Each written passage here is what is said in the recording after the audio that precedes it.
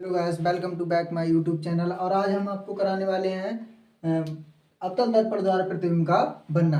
जैसा कि हमने आपको पिछली वीडियो में 3 कंडीशन करा दी हैं, तो 3 कंडीशन हम आपको इस वीडियो में कराएंगे। अगर वो आपने पहली वाली वीडियो नहीं देखी है तो वो पहले जाकर आप वो वीडियो देखें। इसका लिंक जो है मैं आपको डिस्क्रिप्शन में दे देता हूँ, उसमें जाके अब वो वीडियो देख लें। उसके बाद इस वीडियो को देखें, तभी आपको अच्छे से समझ में आएगी, वरना इसे समझ में नहीं आएगी। ठीक है, तो स्टार्ट करते हैं। जब वस्तु वक्रता केंद्र तथा फोकस के मध्य रखी हुई, ये हमारी चौथी कंडीशन है। ठीक है, कहाँ रखनी है वस्तु को? हमें वक्रता केंद्र तथा फोकस के मध्य रखनी है, यहाँ बीच में रख देना है वस्तु को। ठीक है, यहाँ पर हमने वस्तु रख दी है। ठीक है, तो यहाँ पर जब वस्तु रखी है तो यहाँ पर हमें बताया जैसा कि 2 प्रकाश किरण निकालना अनिवार्य है। तो पहली प्रकाश किरण हम निकालते हैं जो कि है मुख अक्ष के समांतर। ठीक है, मुख अक्ष के समांतर जाने वाली प्रकाश किरण कहाँ से होकर गुजरती है? फोकस से होकर गुजर जाती है। ठीक है, ये हमने कहाँ से होकर गुजार दी है? ठीक है, तो ये फोकस से होकर गुजर जाएगी। ठीक है, अब दूसरी प्रकाश किरण जो होगी हम वो कहाँ से निकालेंगे? दूसरी प्रकाश किरण हम निकाल दे रहे हैं वक्रता फोकस से निकाल दे रहे हैं। कहाँ से निकाल दे रहे हैं?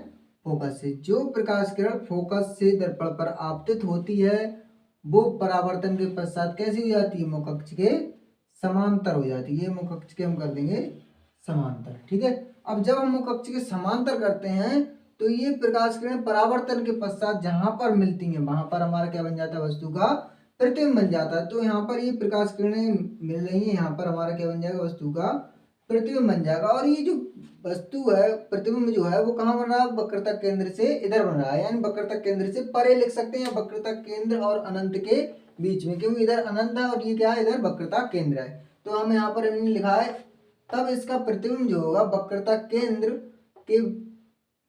केंद्र तथा अनंत के मध्य वास्तविक उल्टा व वस्तु से बड़ा बनेगा। ठीक है, यहाँ पर वक्रता केंद्र होगा, वक्रता केंद्र।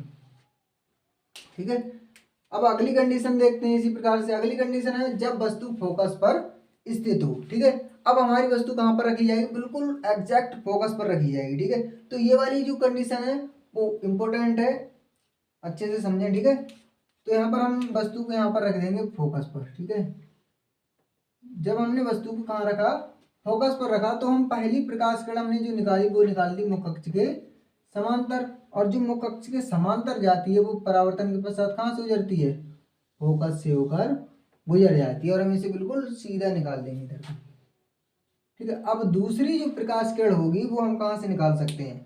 या तो हम निकाल सकते हैं ध्रुव से, या फिर निकाल दो वक्रता केंद्र से। तो हम दूसरी जो प्रकाश किरण है वो निकाल देते हैं वक्रता केंद्र से। अब वक्रता केंद्र से यहाँ से तो जाती हुई मालूम पड़ेगी, यहाँ से जाएगी एक्चुअली में, तो यहाँ से हम डैश डैश करके बना ले रहे हैं।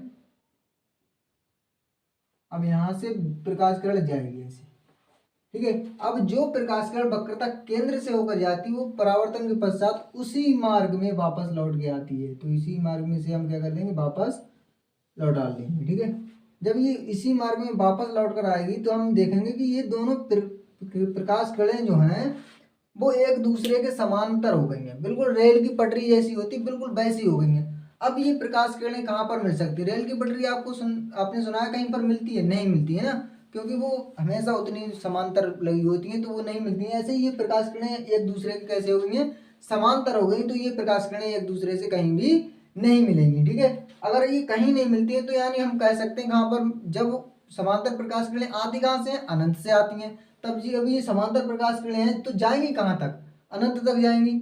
जब अनंत से आती हैं तो जाएंगी भी अनंत तक। ठीक है, तो इनका जो प्रतिबिंब होगा वो कहाँ बनेगा? जाकर अनंत पर बनेगा। ठीक है, यानी जो ये प्रकाश किरणें कहीं पर नहीं मिलेंगी, जाकर मिलेंगी ये अनंत में। ठीक है, तो हम जिसकी वैल्यू हमें पता ही नहीं है, अनंत का मतलब हम जिसकी वैल्यू हमें नहीं पता है। ठीक है, तो इसका जो प्रतिबिंब बनेगा वो कहाँ बनेगा? अनंत पर बनेगा। ठीक है, अब इसकी जो हमें परिभाषा लिखनी है वो कैसे लिखेंगे? ठीक है, तो यहाँ पर लिखा है जब वस्तु मुक्त फोकस पर स्थित हो तब इसका प्रतिबिंब अनंत पर वास्तविक बनेगा, क्योंकि ये प्रकाश किरणें वास्तव में मिलेंगी जाकर कहीं। ठीक है, उल्टा बनेगा वह वास्तविक बनेगा। ठीक है, हमने कहा जब प्रकाश किरणें वास्तविक मिलती हैं तो वो उल्टा होता है और वस्तु से बहुत बड़ा बनेगा, क्योंकि अनंत पर जब भी कोई प्रतिबिंब बनता है तो वो बहुत ही ज्यादा बड़ा बनता है। ठीक है, बहुत बड़ा बनता है। ठीक है, अब हमारी लास्ट कंडीशन है, छठी कंडीशन देखते हैं।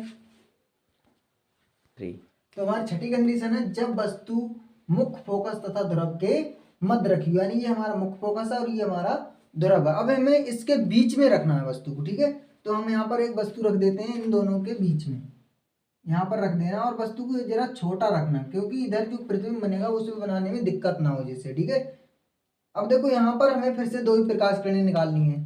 तो पहली प्रकाश किरण जो है हम फिर से निकाल रहे हैं मुख्य अक्ष के समांतर, ठीक है। तो ये हमने प्रकाश किरण निकाल दी मुख्य अक्ष के समांतर, और जो प्रकाश किरण मुख्य अक्ष के समांतर आपतित होती है वो कहाँ जाती है, फोकस से होकर गुजर जाती है, ठीक है। ये थोड़ी सी लाइन तिरछी हो गई, कोई बात नहीं, मैच कर लेते हैं, ऐसे गुजर जाएगी, ठीक है। अब दूसरी प्रकाश किरण हमें कहाँ से निकालनी है, दूसरी प्रकाश किरण चाहो तो आप यहाँ से भी निकाल सकते हो वक्रता केंद्र से, या चाहो तो आप इससे भी निकाल सकते हो फोकस से। लेकिन फोकस से निकालेंगे तो दिक्कत होगी क्योंकि वो उधर से एक प्रकाश किरण आ रही है और इधर से जाएगी, वो तो दिखाई नहीं देगी, है ना। तो यहाँ पर हम निकालते हैं वक्रता केंद्र से, ठीक है। तो दूसरी जो प्रकाश किरण है वो हम निकाल रहे हैं वक्रता केंद्र से। तो यहाँ से निकल के तो नहीं जाएगी, लेकिन हमें कहाँ से दिखाई देगी, बस प्रकाश किरण दिखाई देगी हमें वस्तु से, क्योंकि यहाँ से हमें दिखाई देगी कि ये जा रही है, ठीक है, ऐसे जाएगी। अब ये परावर्तन के पश्चात इसी मार्ग में वापस लौट के आएगी जिस मार्ग से ये गई है, ठीक है। अब हम देख रहे हैं कि इन प्रकाश किरणों की जो दूरी है वो लगातार इधर की ओर बढ़ रही है। देखो यहाँ पर कम है, इधर को आए और इधर को आए तो बढ़ रही है। अब यहाँ पर अगर हम इस लाइन को और थोड़ा पीछे खींचें इसको, तो देखते हैं कि इनके बीच की चौड़ाई जो है लगातार बढ़ती जा रही है। तो ये समांतर नहीं है, ऐसे जा रही है बिल्कुल फैलती हुई। अगर ये फैलती हुई जा रही है तो एक इधर चली जाएगी और एक इधर चली जाएगी। ये दोनों प्रकाश किरणें कहीं पर भी आपस में नहीं मिलेंगी। तो अब हम इनको जबरदस्ती डैश डैश करके मिलाएंगे, मिलाने की कोशिश कर रहे हैं, ठीक है। तो इस वाली प्रकाश किरण को सबसे पहले हम डैश डैश करके आगे की ओर खींचते हैं। तो यहाँ तक तो ये आई है, ठीक है। उसके बाद यहाँ से आगे की ओर बढ़ाएंगे इसे, ऐसे, ठीक है। इसी प्रकार से इस रेड वाली प्रकाश किरण को भी हम थोड़ा आगे की ओर बढ़ा के देखते हैं।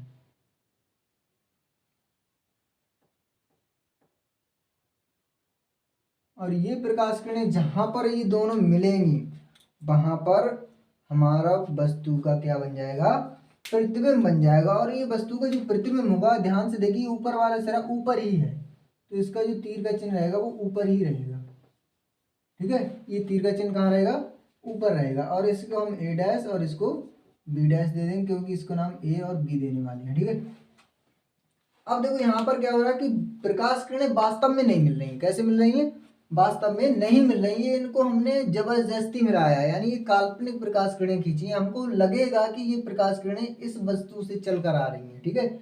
लेकिन तो यहाँ पर जो प्रतिबिंब होगा वो हमारा कैसा होगा, आभासी होगा। हमने कहा जब वास्तव में मिल रही होती है तो वास्तविक होता है, और जब हम जबरदस्ती मिलाएंगे तो वो कैसा होगा, आभासी प्रतिबिंब होगा। और ये प्रतिबिंब जो आभासी वाला होता है हमेशा कैसा होगा, सीधा होगा। देखो यहाँ पर ये वस्तु रही है, ऊपर को तीर का चिन्ह है, इसमें भी ऊपर को तीर का चिन्ह आया है, ठीक है। तो ये प्रतिबिंब हमेशा आभासी बनता है, ठीक है। और तीसरी बात यह है कि ये वस्तु छोटी होती है और उसका प्रतिबिंब बड़ा होता है। और चौथी बात, मेन बात यह है कि इस प्रतिबिंब को हम पर्दे पर प्राप्त नहीं कर सकते, वरना बकाया जो 5 कंडीशन है उनके सभी प्रतिबिंब हम पर्दे पर प्राप्त कर सकते हैं, ठीक है।